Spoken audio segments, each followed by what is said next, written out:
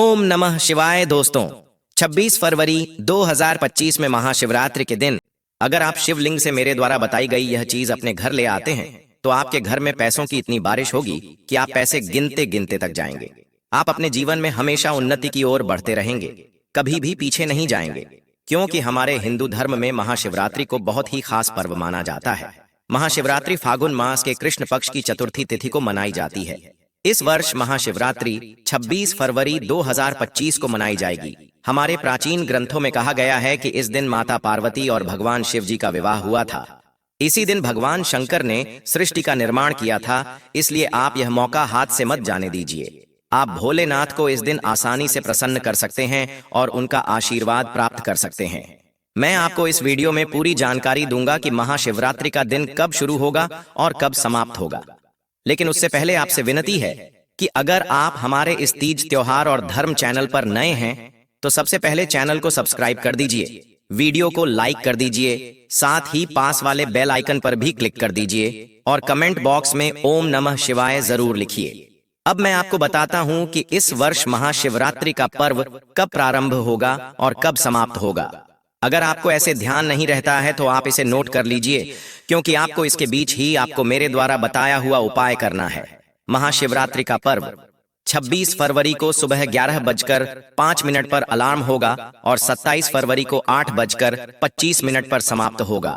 आपको यह उपाय इसके बीच ही करना है और जो महाशिवरात्रि का व्रत है वह 26 फरवरी को ही रखा जाएगा। महाशिवरात्रि जैसा कैसे के नाम से ही समझ में आता है। माँ का अर्थ होता है महान और शिवरात्रि का अर्थ होता है शिव की रात्रि, अर्थात शिव जी को प्रसन्न करने का दिन। आप इस दिन थोड़ी ही पूजा करके महादेव जी को प्रसन्न कर सकते हैं, क्योंकि उन्हें भोलेनाथ ही इसलिए कहा जाता है कि वह बहुत भोले होते हैं और थोड़ी ही पूजा से अपने भक्तों पर अपना आशीर्वाद बनाए रखते हैं, सभी के मनोकामना पूरी करते हैं। और अगर किसी को धन की कमी रहती है तो वह पूरी करके उसकी गरीबी को दूर कर देते हैं। व्यक्ति की सभी परेशानियां दूर हो जाती हैं। इसी कारण सभी महादेव को प्रसन्न करने के लिए महाशिवरात्रि के दिन का इंतजार करते हैं। आप भी अपने हाथ से यह मौका मत जाने दीजिए। आप चाहे तो अपनी राशि मुझे कमेंट बॉक्स में कमेंट करके भी बता सकते हैं। आपकी राशि के अकॉर्डिंग मैं आपको उचित उपाय बता दूंगा कि आपको क्या करना है। महाशिवरात्रि के दिन मंदिर कब जाना है, वहां से आपको क्या लेकर आना है, क्या चढ़ाना है, जिससे कि आपकी सारी परेशानियां दूर हो जाएं, आपके घर की दरिद्रता दूर हो जाए और आपके घर में सुख शांति बनी रहे। हर व्यक्ति आपके घर में तरक्की करे, जैसा कि भगवान शंकर को देवों का देव महादेव के नाम से भी जाना जाता है। अगर व्यक्ति एक बार उनका आशीर्वाद प्राप्त कर लेता है तो उनका कोई कुछ नहीं बिगाड़ सकता है, कोई भी उन्हें नुकसान नहीं पहुंचा सकता है। इसलिए आपको कैसे भी करके इस दिन शिव जी को प्रसन्न करना है, तो आप मेरे द्वारा बताए गए काम को कर लीजिए। 100% शिव जी आपसे प्रसन्न होंगे, इसलिए ध्यान से सुनिएगा और वीडियो को बीच में छोड़कर तो बिल्कुल ही मत जाइएगा। अगर आप वीडियो छोड़कर बीच में जाते हैं तो आपको भगवान शिव के क्रोध का सामना करना पड़ सकता है, क्योंकि आप संपूर्ण ज्ञान के अभाव में कुछ ना कुछ गलती जरूर कर बैठेंगे और मैं नहीं चाहता कि आप गलती करें। इसलिए 10 मिनट का समय निकालकर आप इस वीडियो को पूरा जरूर देखिए। मैं आपको इस वीडियो में पूरी जानकारी दूंगा कि आपको शिवलिंग की पूजा किस तरह से करनी है और कौन सा खास उपाय आपको इस दिन करना है, कौन कौन सी बातें आपको ध्यान में रखनी है, शिवलिंग पर क्या क्या चढ़ाना चाहिए और क्या क्या नहीं चढ़ाना चाहिए, और वहां चढ़कर वापस क्या लेकर आना है, ताकि आपके घर में सुख शांति बनी रहे, आपके धन के भंडार कभी भी खाली ना हो, हमेशा आपकी तिजोरी भरी रहे, आपकी सारी समस्याएं परेशानियां खत्म हो जाएं। अगर आपको कोई शत्रु परेशान कर रहा है तो शत्रु का नाश कैसे होगा, आपको संतान की प्राप्ति नहीं हो रही है, कैसी भी समस्या हो, सभी भगवान शिव जी दूर कर देते हैं। इसलिए महाशिवरात्रि का पावन दिन जो कि आने जा रहा है, इस दिन अगर आप थोड़ी सी भी महादेव की पूजा कर लेते हैं तो आपको भगवान शिव की कृपा जरूर प्राप्त होगी और आपकी कितने भी बड़ी मनोकामना क्यों ना हो वह पूरी हो जाएगी, और कैसी भी समस्या हो, कितनी भी बड़ी समस्या हो, वह भी दूर हो जाएगी। अगर आपके घर में पितृ दोष, वास्तु दोष, शनि दोष, कोई भी दोष लगा हुआ है तो आपको इस दिन यानी कि महाशिवरात्रि के दिन भगवान शंकर की जरूर पूजा करनी चाहिए, क्योंकि इससे आपके सभी दोस्त दूर हो जाएंगे और आपको भगवान शंकर के साथ साथ पितरों की भी कृपा प्राप्त होगी। अगर आपका व्यापार नहीं चल रहा है, कहीं से भी आपको धन की प्राप्ति नहीं हो रही है, तो इस दिन भगवान शंकर की पूजा करने से आपको धन की प्राप्ति होने लगेगी, आपका व्यापार चलने लगेगा, कोई भी परेशानी हो वह ज्यादा दिन नहीं टिक पाएगी। जब भी आप भगवान शंकर की पूजा करें तो पूरे सच्चे मन से पूरी श्रद्धा के साथ कीजिए और थोड़ा धैर्य रखिए। फिर आप देखेंगे कि भगवान शंकर थोड़ी ही पूजा से आप पर प्रसन्न होकर आप पर कृपा बरसाते हैं, अपना आशीर्वाद बनाए रखते हैं और आपके सभी मानव कामनाओं को पूरी कर देते हैं। अब मैं आपको जो उपाय बताने जा रहा हूं उनमें से आप कोई भी उपाय जरूर कीजिए और बहुत ही ध्यान से सुनिए कि आपको क्या करना है। एक बात का ध्यान रखिए कि आपको मैं जो भी उपाय बताने जा रहा हूं वह सभी उपाय आपको मंदिर के अंदर ही करने हैं। अगर आप सोचें कि आपके घर में शिवलिंग है और आप घर पर ही यह उपाय कर लीजिए तो ऐसा बिल्कुल नहीं है। मैं जो उपाय आपको बता रहा हूं वह सभी आपको मंदिर जाकर ही करने हैं, क्योंकि मंदिर के शिवलिंग में बहुत ज्यादा शक्ति होती है।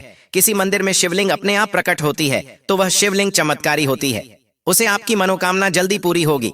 मंदिर में जो भी शिवलिंग होता है बहुत ही शक्तिशाली होता है और उनकी पूजा करने से हमें हमेशा सकारात्मक ऊर्जा ही मिलती है और आपकी सभी परेशानियां दूर हो जाती हैं।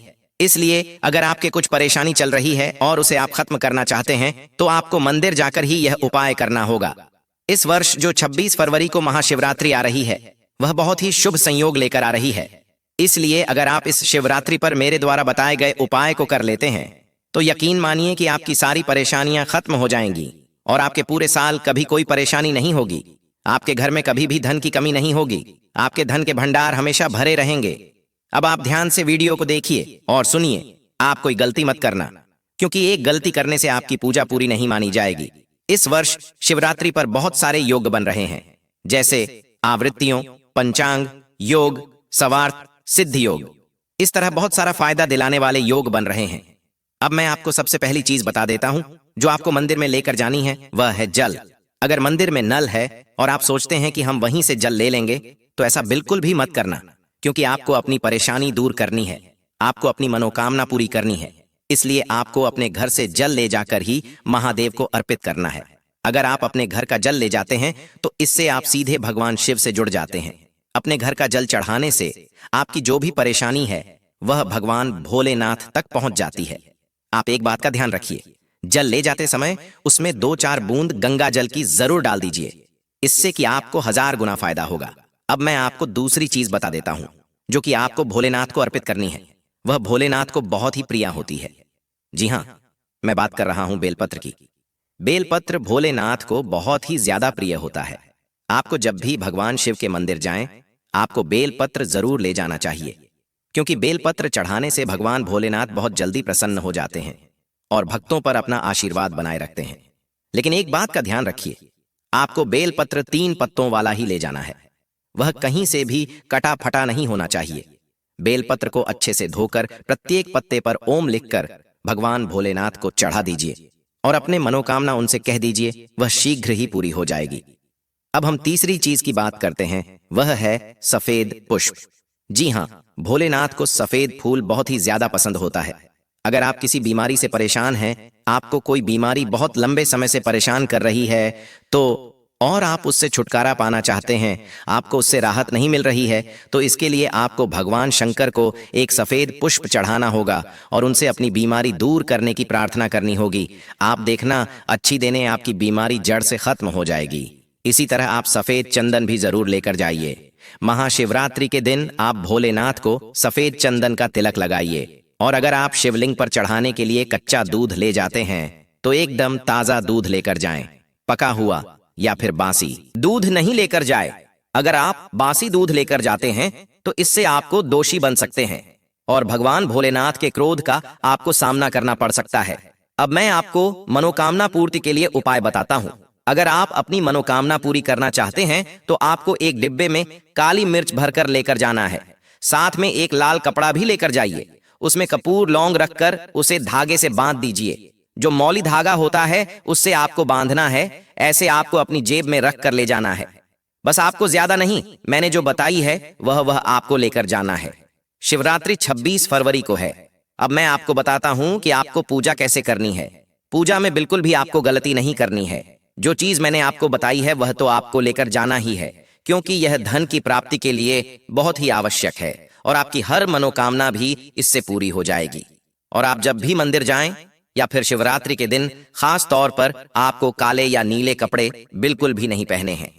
सफेद रंग के कपड़े आप पहन कर जाइए, क्योंकि सफेद रंग भगवान शंकर को बहुत ज्यादा पसंद होता है। अगर आप काले या नीले कपड़े पहनकर जाते हैं तो उससे आपको भगवान भोलेनाथ के क्रोध का सामना भी करना पड़ सकता है। आगे मैं आपको उपाय बताने जा रहा हूं, लेकिन उससे पहले आपसे विनती है कि अगर आप हमारे इस तेज त्योहार और धर्म चैनल पर नए हैं तो सबसे पहले चैनल को सब्सक्राइब कर दीजिए। वीडियो को लाइक नहीं किया है तो वीडियो को लाइक कर दीजिए। साथ ही पास वाले बेल आइकन पर भी क्लिक कर दीजिए, जिससे कि आपको अपने जीवन से जुड़ी हुई समस्याओं का मुफ्त में निवारण प्राप्त हो सके। और कमेंट बॉक्स में ओम नमः शिवाय जरूर लिखिए। अब हम बात करते हैं कि आपको करना क्या है। आपको सबसे पहले सुबह जल्दी उठकर सूर्य उदय से पहले स्नान करके सफेद रंग के वस्त्र धारण करने हैं और एक तांबे के लोटे में जल लेकर आपको मंदिर जाना है और भोलेनाथ को जल अर्पित करना है। फिर आप भोलेनाथ को सफेद चंदन का टीका लगाइए। उसके बाद 3 पत्तों वाला बेल पत्र अर्पित कीजिए। फिर सफेद पुष्प भगवान भोलेनाथ को चढ़ाए। और अगर आप दूध लेकर गए हैं तो आप दूध से भी भगवान शंकर का अभिषेक कर सकते हैं। लेकिन एक बात का ध्यान रखिए, दूध आपको तांबे के लोटे में नहीं चढ़ाना है। दूध के लिए आप स्टील का लोटा ले सकते हैं। अब आपको अपनी पूजा समाप्त होने के बाद वहीं पर हाथ जोड़कर खड़े हो जाना है और पूरी श्रद्धा से, पूरे मन से आपको 108 बार ओम नमः शिवाय का जाप करना है। वहीं पर खड़े होकर कीजिए। अब इसके बाद आपको, जैसा मैंने ऊपर वीडियो में बताया था, कि आपको एक डिब्बे में काली मिर्च रखकर ले जानी है।